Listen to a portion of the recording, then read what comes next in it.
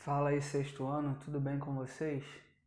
Bom, continuando sobre o nosso assunto anterior, tá? A gente vai continuar falando sobre flexibilidade, mas hoje a gente vai estar falando sobre a flexibilidade especial. E a gente vai conceituar agora alguns autores, tá? Que falam sobre a flexibilidade. Preste atenção que é muito importante o conceito de cada autor, tá bom? Vamos lá. O primeiro autor é o Barbante. Barbante ele diz que flexibilidade é a capacidade de realizar movimentos em certas articulações com apropriada amplitude de movimento, tá? Esse é o conceito dito por Barbante. Vamos ver por Araújo. Araújo diz o seguinte, que é a qualidade motriz que depende da elasticidade muscular e da mobilidade articular expressa pela máxima amplitude do movimento necessária para a execução de qualquer atividade física, sem que ocorra lesões anatomopatológicas. Bom, tem Dantas também, tá? Que fala que é a qualidade física responsável pela execução voluntária de um movimento de amplitude angular máxima por articulação ou conjunto de articulações dentro dos limites morfofisiológicos sem risco de provocar lesão. Ou seja, Dantas ele já fala que você pode ter a flexibilidade fazendo um movimento de uma articulação ou de mais articulações ao mesmo tempo. E mais para frente a gente vai ver o que seria isso na prática, tá? Bom, Barros ele vem falando que é a capacidade de movimentar as partes do corpo através de uma ampla variação de movimentos, sem distensão excessiva da articulação e ligamentos musculares. Vamos para os próximos. Bom, o próximo autor ele diz que é a capacidade e a característica de um atleta de executar movimentos de grande amplitude ou sobre forças externas, ainda que requeiram a movimentação de muitas articulações. Bom, o Eyneck ele já fala que é de um atleta, né? Vamos ver o que fala Tubino. Tubino ele diz que é a qualidade física que condiciona a capacidade funcional das articulações a movimentar-se dentro dos limites ideais de determinadas ações. Araújo ele vem falar que é a amplitude máxima passiva fisiológica de um movimento articular. E Fanari diz que a amplitude do movimento são as dimensões do deslocamento do corpo ou de seus segmentos entre certos pontos da orientação convencional escolhida, expressa em graus e unidades lineares. Bom, resumindo, o que seria isso? Nota que todos eles falam que é um movimento limitado, tá? Dentro dos limites do corpo e tudo mais. Ou seja, flexibilidade é quando você consegue fazer um movimento que utiliza a sua articulação com um certo limite de movimento, ok? Um certo limite de amplitude. Ou seja, não é para você, vamos botar assim para vocês entenderem, não é para você esticar o seu braço, a sua articulação, passando do seu limite. É para você manter aquele limite ali, porque com o tempo, você fazendo exercícios para melhorar a sua flexibilidade, automaticamente você vai conseguir ter uma amplitude maior depois, entendeu? Então não tem necessidade de você pegar, por exemplo, o seu braço e colocar ele lá atrás, fazer uma força muito enorme e acabar se machucando, acabar trazendo um malefício para a sua articulação ao invés de um benefício, ok? Vamos ver como é que a flexibilidade ela está presente nos esportes. Você percebe que a gente tem 3 esportes aí, tá? De uma certa forma dividido em categorias. Então a gente tem a categoria da ginástica rítmica, a gente tem a categoria das lutas e do futebol aí. Então as 3 primeiras imagens lá de cima a gente está vendo atletas da ginástica rítmica. E aí, olha o que é a flexibilidade especial, vamos colocar assim. É a flexibilidade que está presente nos esportes, ok? Então você percebe aí, ó, a primeira imagem, olha a flexibilidade que essa atleta tem para poder fazer esse movimento. A segunda também tem uma flexibilidade, mas você percebe que o movimento que ela está fazendo não é tão complexo, diferente já também do terceiro, que já é um movimento com muito mais amplitude, tá? Com muito mais flexibilidade. E aí passando para as lutas, a gente tem a primeira imagem aí, tem uma menina com a perna estendida, dá para observar? E a gente tem um outro lutador, tá? Um outro, vamos dizer assim, parceiro de luta, que ele também tem uma flexibilidade legal, porque olha o movimento que ele está fazendo. Aí a gente tem na segunda imagem uma luta que é chamada luta greco-romana ou luta olímpica, tá? E aí nessa imagem em si você não percebe tanta questão da flexibilidade, mas essa é uma luta que tem bastante flexibilidade, tá? Na outra a gente tem o judô, tá? Ou taekwondo, depende da forma que você vai estar olhando aí. Eu acredito que seja o judô, tá bom? Então você vai perceber que a perna da menina vai lá no ombro do homem. Então ela tem que ter uma certa flexibilidade para fazer esse movimento com a perna. Todos esses que a gente tem falado aqui, flexibilidade especial, ok? Passando para o futebol, você percebe aí na primeira imagem que não é um movimento em si que exige tanta flexibilidade, mas é o conjunto dos movimentos, tá? No do goleiro você já percebe que ele tem que ter uma elasticidade muito grande, ele tem que esticar o braço todo para poder fazer aquela defesa ali. E se ele não tiver uma flexibilidade legal no ombro, tá? Ele não consegue fazer um movimento tão amplo assim.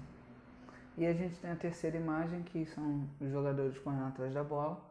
E aí por que se fala em flexibilidade aí? Porque ele está correndo e no momento que ele corre, os movimentos dele são bem amplos para poder fazer uma passada maior. E quanto a isso, tem que ter uma flexibilidade no mínimo razoável em relação aos membros inferiores, tá?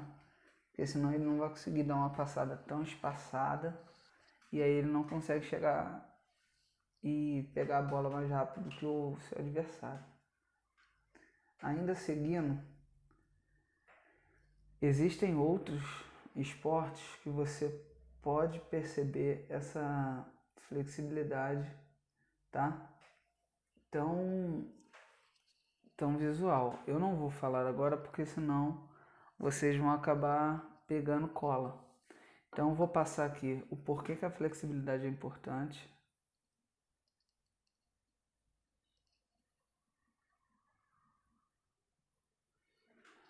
Por que ela é importante? Vamos lá. Primeiro ponto, para aumentar a quantidade e a qualidade dos seus movimentos, tá?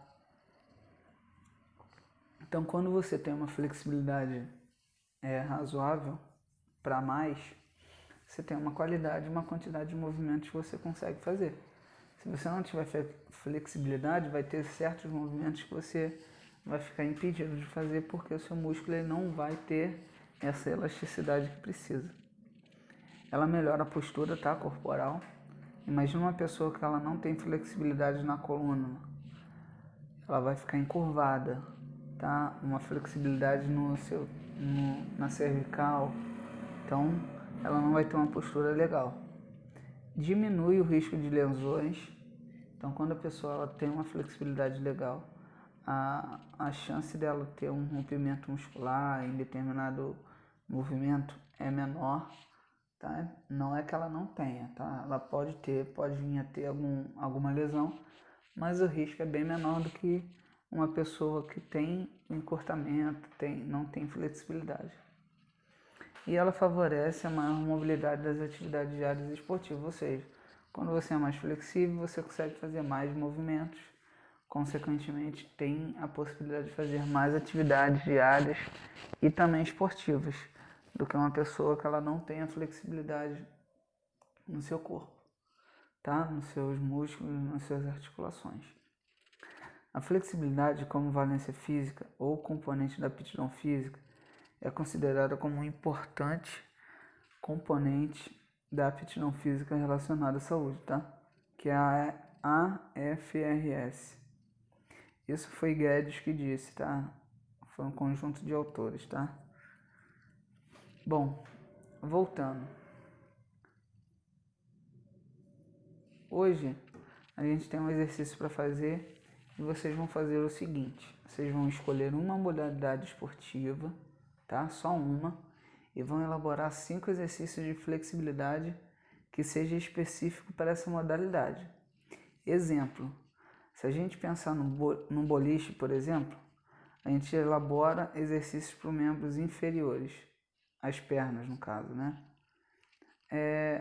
As pernas no boliche, elas realizam algum movimento específico do boliche? Ou ele somente corre para fazer aquele arremesso da bola?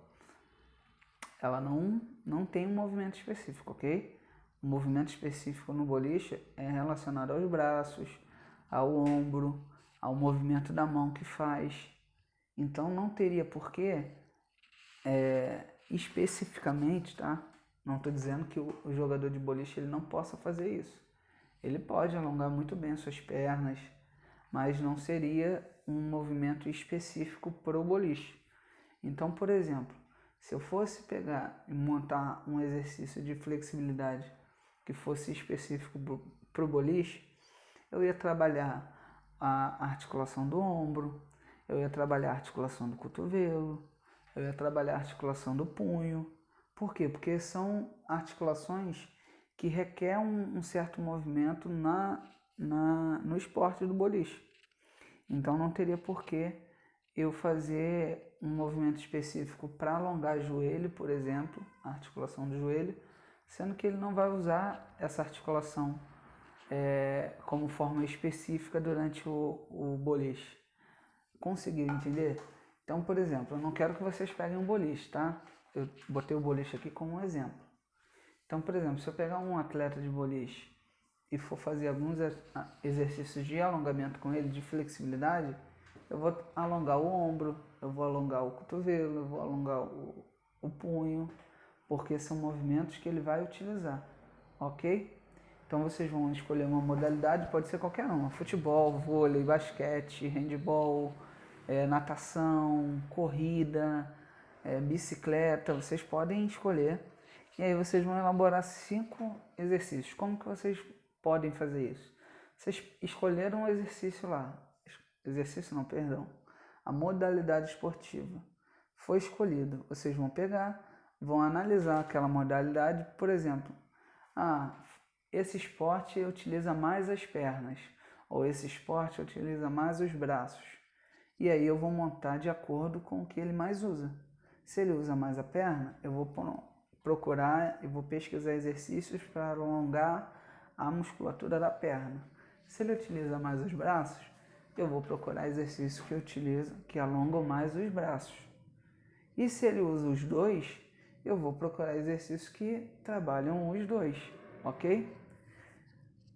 Pessoal, outro detalhe, esse é o exercício, tá? Vocês vão ter uma semana para enviar.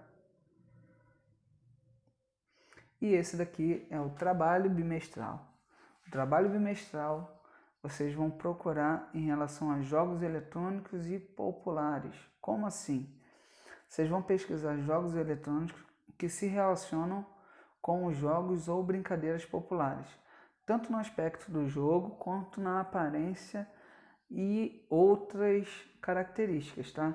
Exemplo, não é para copiar, não quero ninguém colocando o mesmo exemplo que eu coloquei aí, tá? Senão não vou considerar o trabalho.